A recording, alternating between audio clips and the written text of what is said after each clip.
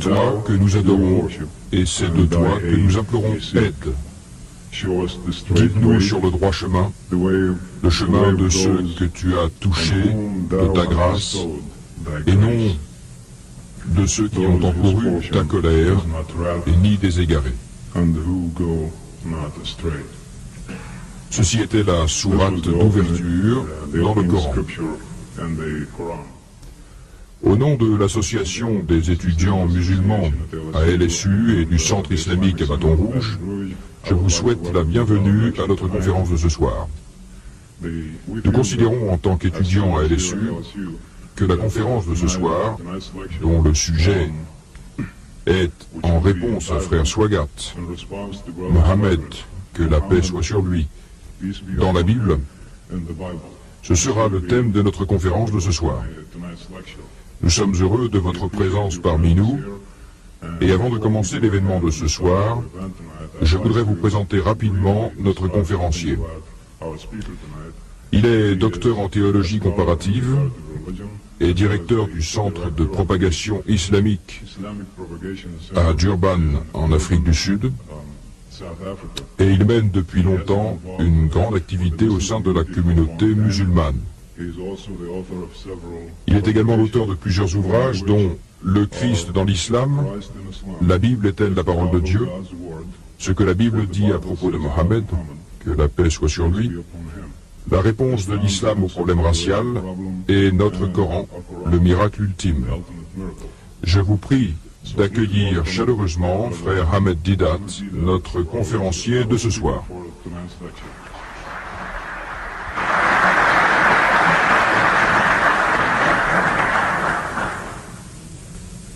أعوذ بالله من الشيطان الرجيم بسم الله الرحمن الرحيم قل أرأيتم إن كان من عند الله وكفرتم به وشهد شاهد من بني إسرائيل على مثله فآمن واستكبرتم إن الله لا يهدي القوم الظالمين صدق الله العظيم.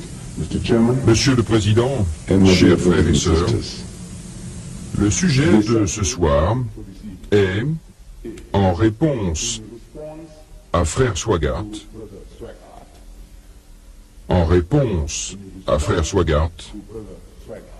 Mohammed, que la paix soit sur lui, dans la Bible.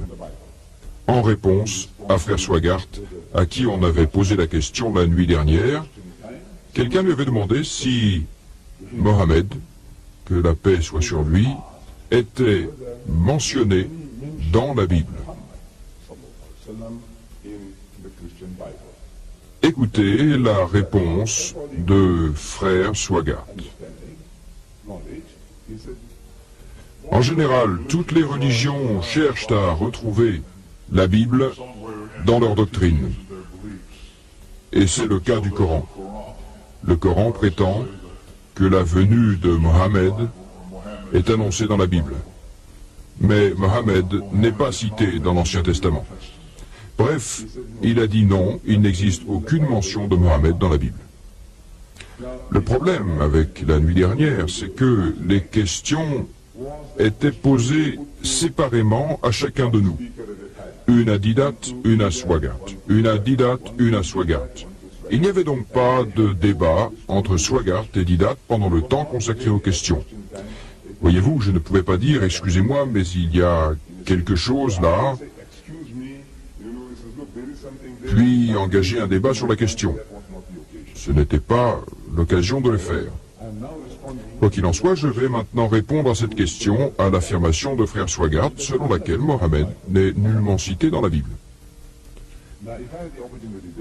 L'assistance était plus nombreuse la nuit dernière, mais du moment où mon discours est enregistré, je suis certain que ma réponse sera apportée à la connaissance de frère Swagat. J'ai rencontré un fidèle de son église et j'espère qu'il lui transmettra mon message. J'aime et j'admire frère Swagat et son épouse Frances. J'ai rencontré ce couple avant notre réunion, notre débat, et j'ai bien apprécié leur compagnie. Et il me semble qu'ils ont apprécié la mienne également. Un couple merveilleux, vous savez, un couple charmant. Ce matin, je disais à quelqu'un que Si le charme pouvait convertir, le charme, croyez-moi, je serais devenu chrétien. Je me serais converti. Voyez-vous, le charme est là, mais la théologie n'est pas juste. Le concept de Dieu n'est pas juste, mais c'est un couple charmant. Je rends hommage à Frère Swagart et à son épouse. Revenons maintenant à notre sujet. J'ai déjà traité cette question à plusieurs reprises, et lorsque j'ai commencé à m'y intéresser, à chercher ce que dit la Bible à propos de Mohammed, que la paix soit sur lui, je ne savais pas, au début, que le prophète Mohammed, que la paix soit sur lui, était nommément cité dans la Bible. Nommément cité. Ça m'a échappé pendant très longtemps. Les gens instruits ont dit « Où voyez-vous ça, frère Swagart ?» affirme qu'il a lu la Bible maintes et maintes fois. Certains versets qu'il cite dans ses ouvrages, il les a lus maintes et maintes fois. J'ai lu la Bible d'innombrables fois, d'autres ont fait autant qui me sont supérieurs en érudisme et qui connaissent l'hébreu et le grec.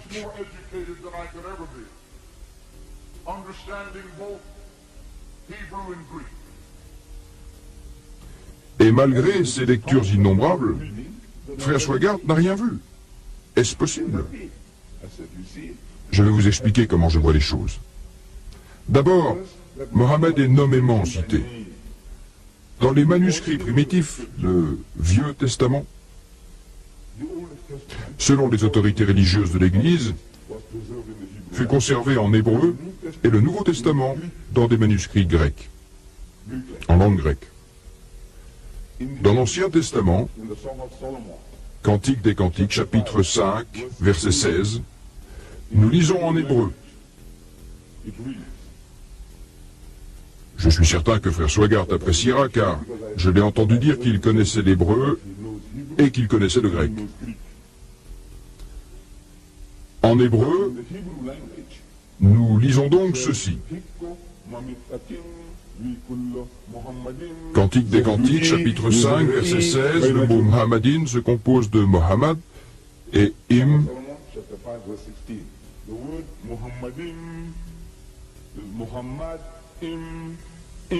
Im. Im est le pluriel de respect en hébreu.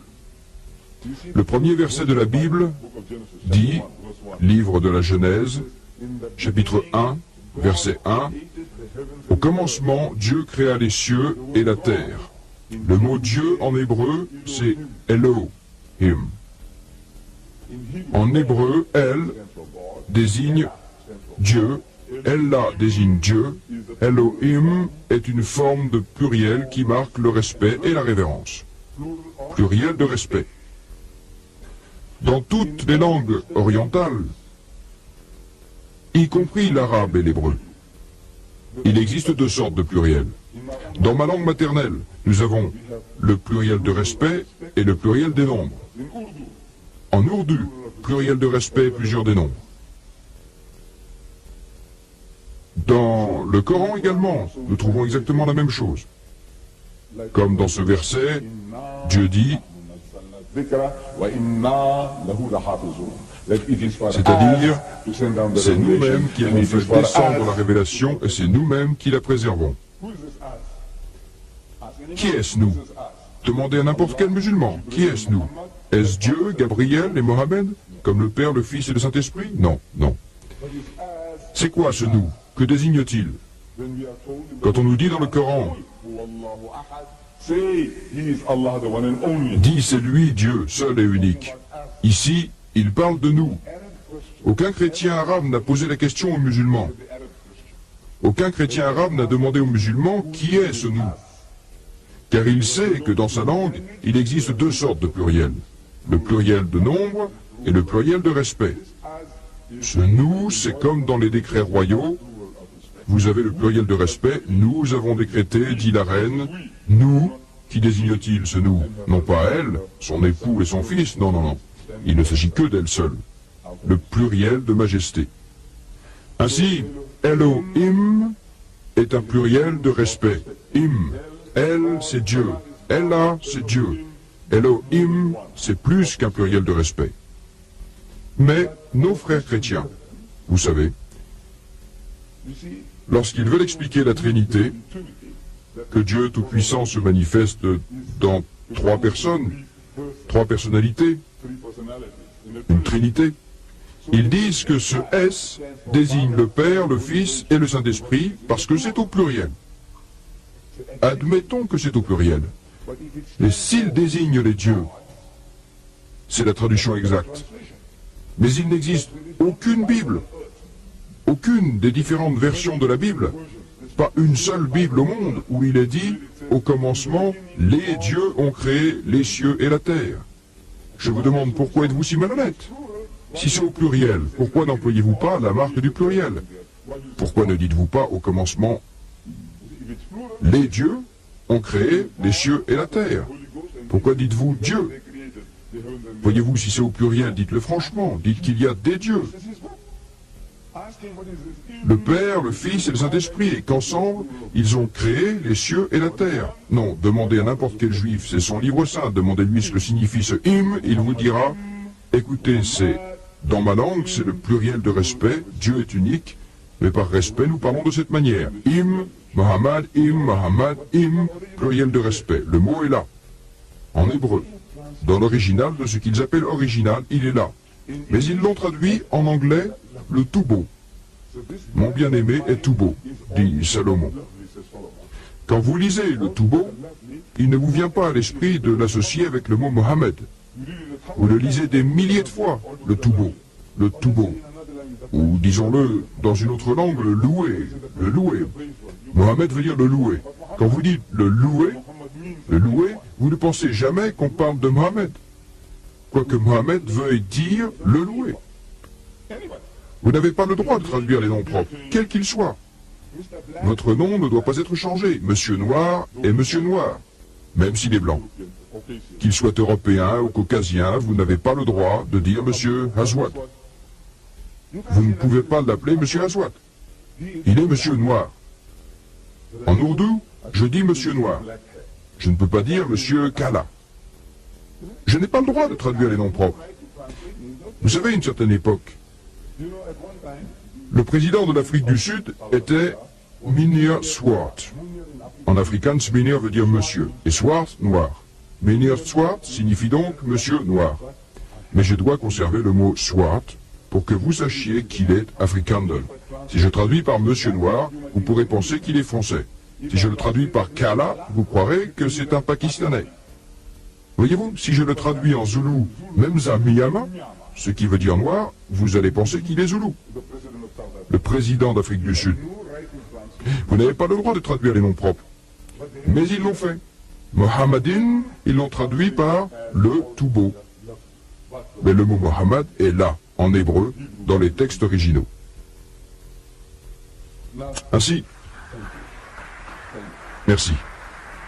Merci. Merci.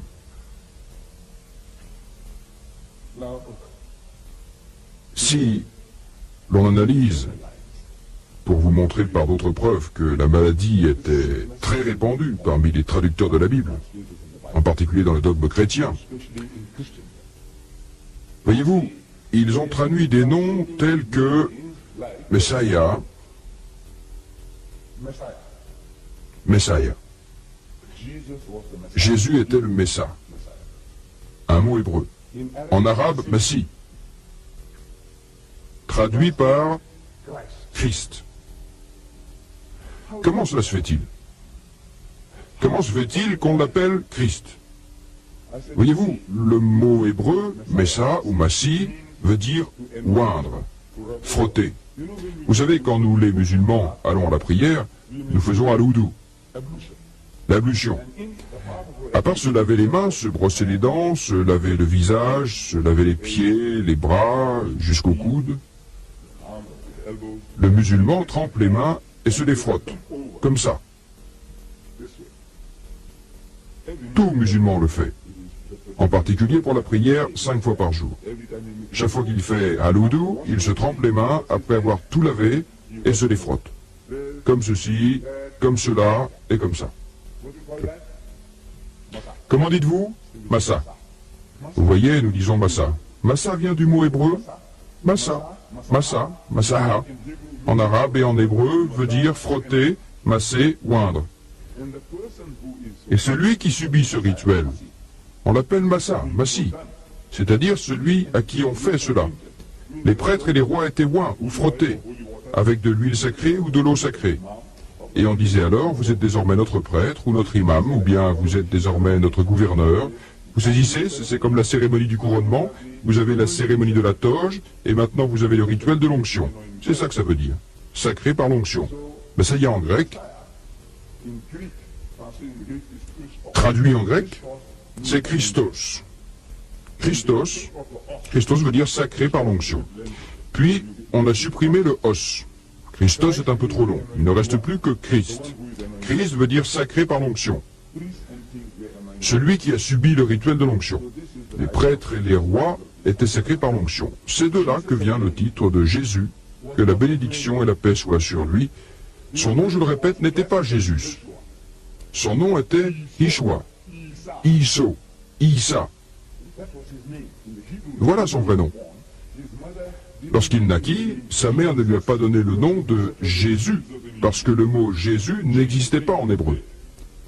J, la lettre J, n'y était pas.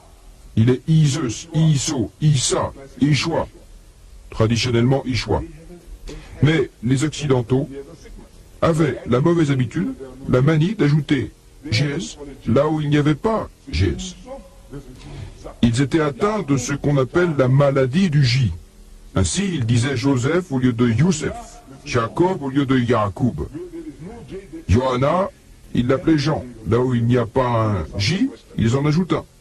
Ils latinisaient les mots, comme s'il s'agissait d'une langue occidentale. C'est une maladie qui frappe pratiquement tous les peuples, mais plus particulièrement les chrétiens. Ils rajoutent Jez. Au lieu de Yahuwah, les témoins de Jéhovah disent Yehoua. Ils ajoutent un J là où il n'y en a pas. Partout. Ils font du jaywalking en religion.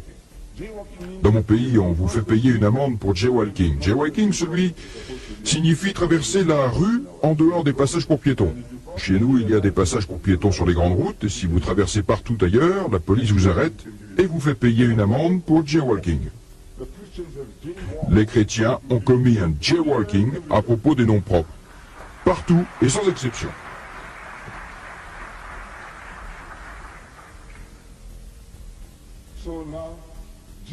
Alors, Jésus-Christ, à son second avènement, nous croyons en sa venue prochaine. Pourquoi faire? L'évangile selon Matthieu nous apprend les raisons de ce second avènement. Beaucoup me diront en ce jour-là, quand il reviendra, le jour du second avènement, Seigneur, Seigneur, n'avons-nous pas prophétisé en ton nom, et chassé les démons en ton nom, et accompli des prodiges en ton nom? N'avons-nous pas fait toutes ces choses-là en ton nom? Nous avons construit des hôpitaux, des écoles, des universités, nous avons pris soin du pauvre. N'avons-nous pas fait tout cela en ton nom? Et nous avons chassé les démons, nous avons guéri les malades, les aveugles et les lépreux. Ne l'avons-nous pas fait en ton nom? Jésus dit, et pourtant, à ceux-là, ces hommes, ces gens qui disent, nous avons accompli toutes ces œuvres en ton nom. Seigneur, Seigneur, nous l'avons fait en ton nom. Jésus dit, à ceux-là, je confesserai alors, je ne vous ai jamais connu. Éloignez-vous de moi, vous qui avez agi au mépris de la justice. Déguerpissez, et que je ne vous vois plus. Votre sac. Allez-vous-en, ordure. Je ne vous ai jamais connu. Je demande aux chrétiens, pourquoi vous dira-t-il votre sac? C'est un mot de notre dialecte qui veut dire allez-vous-en. Pourquoi vous dira-t-il allez-vous-en hors de ma vue, alors que vous avez accompli toutes ces œuvres en son nom? Il ne dira pas aux hindous allez-vous-en votre sac, il ne dira pas aux musulmans allez-vous-en votre sac, il ne dira pas aux juifs allez-vous-en votre sac, mais il le dira aux chrétiens, à ceux qui disent Seigneur, Seigneur. Je voudrais savoir pourquoi. Pourquoi vous dira-t-il votre sac? Dites-le-moi. Je n'ai pas de réponse à donner en public. Pourquoi vous dira-t-il à vous, non pas aux juifs, ni aux hindous, ni aux musulmans, mais à vous? Ces fidèles, vous qui aurez fait ces miracles. Vous faites tous ces miracles, et il vous dira, allez-vous-en. Il reviendra donc pour accomplir une certaine tâche, mais à son second avènement, supposez qu'on le reconnaisse, qu'il est Jésus au second avènement, et vous allez l'appeler, vous allez crier « Jésus-Christ, Jésus-Christ ». Moi je dis qu'il ne vous regardera même pas, parce que de sa vie, il n'a jamais entendu le mot Jésus, il n'a jamais entendu le mot Christ. Parce que ce sont des mots nouveaux que vous avez inventés. Issa, Yeshua. Vous dites Jésus, il ne comprendra pas. Il dira, je ne sais pas. Qui vous appelez? Ainsi, ils ont traduit le mot Messiah par Christ. Christ, un nom qu'il n'a jamais entendu. Pierre, son premier disciple. Vous savez, avant de s'en aller, il dit, Pierre, fais paître mon troupeau, fais paître mes agneaux, fais paître mes petites brebis. C'est-à-dire, prends soin des autres. Vous êtes le plus âgé, vous êtes le plus mûr, le mieux qualifié pour veiller sur les autres. Pierre, son nom était Simon. Simon Pierre. Vous avez bien entendu? Pierre. Un nom courant parmi les chrétiens. Vous savez, Pierre de sa vie n'a jamais entendu le mot Pierre. Ne le saviez-vous pas? Son nom était Simon. Et Jésus, à un moment donné, vous savez, à cause de son opiniâtreté, il était très opiniâtre, militant, comme les Irlandais. Les Irlandais sont un peuple combatif, un peuple plein de fougue. Alors, il était comme cela parmi ses disciples, le plus militant. Jésus décrit cette qualité en disant, Simon, tu es Képhas. Et sur cette pierre, je bâtirai mon église. Képhas, en hébreu, veut dire rocher. Tu es comme un rocher, tu es Képhas. Képhas veut dire rocher ou pierre. Les chrétiens l'ont traduit par Pétros. Pétros en grec signifie rocher ou pierre. D'où le nom de Pierre. Pierre n'a jamais entendu le mot Pierre. Croyez-moi, c'est comme cela. Je veux bien qu'on me dise, non, vous vous trompez, je veux bien qu'on me corrige, j'en instruis, venez discuter avec moi. Je dis, de sa vie, Pierre n'a jamais entendu le mot Pierre. Il était Simon Képhas. Vous avez traduit Képhos en Pétros. Képhos veut dire rocher ou pierre, Pétros veut dire rocher ou pierre, de cela vous avez forgé le mot Pierre. Que s'est-il passé? C'est une sorte de maladie. Tous les peuples soumis cherchèrent à adapter la phonétique de votre nom à celle des peuples dominateurs. C'est le complexe d'infériorité dont nous souffrons tous. Mon propre peuple, en Afrique du Sud, souffre de la même maladie. Je ne sais rien sur vous ici, vous êtes expatriés, vous êtes tous nouveaux ici, mais je sais que dans une communauté expatriée, comment se comporte une communauté étrangère à mesure que le temps passe. Nous avons Youssef, eh bien, nous allons l'appeler Jean. Nous avons Fatima, nous allons l'appeler Tima. Ça fait occidental. Vous savez, Tima. Ici, on se dit Fatima, vous savez, c'est la fille de Mohamed. Khadija, c'est Dija. Ibrahim, c'est Ibrahim. Abraham. Non. Ceci est le complexe d'infériorité dont nous souffrons tous. Et les chrétiens n'étaient pas à l'abri de cette maladie. Et cela crée des problèmes. Vous traduisez les noms propres. Saul devient Paul. Voyez-vous, si vous êtes chrétien et vous appelez votre fils Saul, on va penser que vous êtes juif. Mais si vous changez Saul en Paul, on croira que c'est un nom grec ou romain. Vous comprenez? Yeshua sonne comme un nom juif, à 100%. Mais Jésus, vous le dénationalisez. Il est dénationalisé. Christ est dénationalisé. Messiah, c'est encore juif. Massie, c'est encore arabe. Alors, nous disons, écoutez, vous avez perdu un nom, Jésus-Christ. Selon le Coran, il dit, et lorsque Jésus, fils de Marie, dit, ô fils d'Israël, je suis le messager de Dieu auprès de vous. Je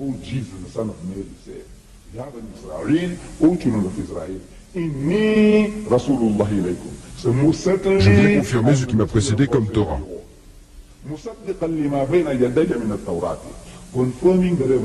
Et annoncer la venue d'un messager qui viendra après moi, dont le nom est Ahmad, qui est un autre nom de Mohammed. Mohammed et Ahmad sont des termes synonymes pour ce tout-puissant envoyé de Dieu. Ahmad, c'est ce que le Coran nous dit.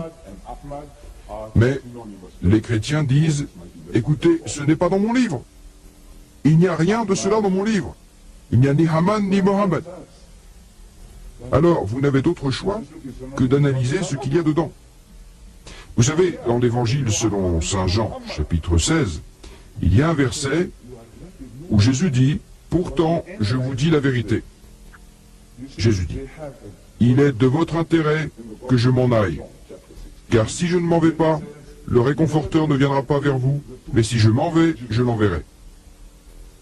Et quand il viendra, il donnera au monde des preuves convaincantes au sujet du péché, de la justice et du jugement. Du péché parce qu'ils n'ont pas eu foi en moi, et ainsi de suite. Il dit, si je ne m'en vais pas, le réconforteur ne viendra pas vers vous. Nous disons que ce réconforteur est Mohammed. Que la bénédiction et le salut de Dieu soient sur lui. Ils disent non. Jésus n'a pas cité Mohammed. Il a dit le réconforteur. Je demande, Jésus parlait-il le français? A-t-il dit réconforteur? Il dit non. Il parlait l'hébreu.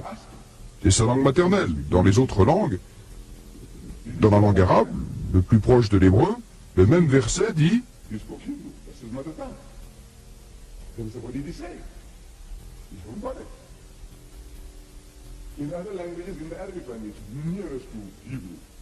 on a employé le mot moisi. Je dis, parlait-il l'arabe? Il me dit non. Je dis, qu'a-t-il dit? En africain, ce mot est truster. Je dis, parlait-il d'africain?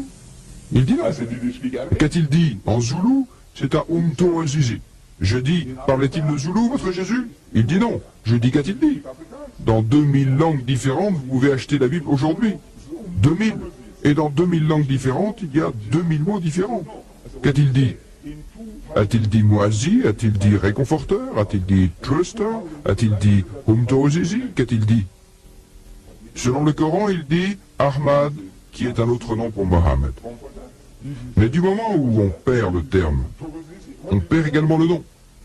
Il est inutile que j'enfonce la vérité et dire c'était Ahmed, un autre nom pour Mohammed. Non. Ce que nous devons faire maintenant, c'est raisonner.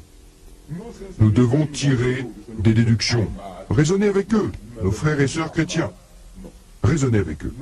Je dis, écoutez, vous dites que c'est le réconforteur. Qui est le réconforteur? Le réconforteur est le Saint-Esprit. Ils disent le réconforteur est le Saint-Esprit. Puis, ils vous demandent, Mohammed est-il un esprit? Je dis non. Ils disent donc qu'il ne s'agit pas de Mohammed. Je demande quelle est la traduction grecque du mot esprit. Le mot grec, c'est pneuma. Pneuma veut dire esprit. Partout où ça vous arrange, vous traduisez ce mot P-N-U-M-A, pneuma, par esprit.